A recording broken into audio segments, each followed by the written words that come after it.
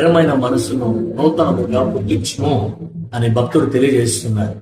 ఈ రోజున స్థిరమైన మనసు కలిగి ఉండాలి అనంటే వాక్యం మన హృదయంలో భద్రము చేయబడాలి. చాలాసార్లు కూడా మన హృదయాలు ఈ లోకానికి దాసోహమవుతూ లోకంలో పడిపోయిన వారిగా ఉంటూ ఉన్నాం. స్థిరమైన మనస్సును మనం కలిగి ఉండాలి. దేవుని బైబిల్ చదవడంలో కానీ, వాక్యమును అనుసరించడంలో కానీ, దేవుని కొరకు సమయాన్ని కేటాయించడంలో కానీ, మన ప్రార్థనా విషయాల్లో కానీ, సమస్తమైన విషయాల్లో స్థిరమైన మనస్సును కలిగి మన విశ్వాస జీవితము స్థిరముగా దేవుని కొరకు నడిపించబడేదిగా ఉండాలి.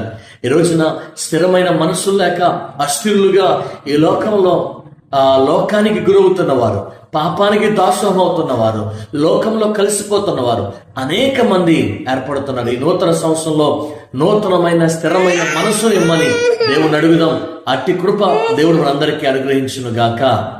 ఆమేన్.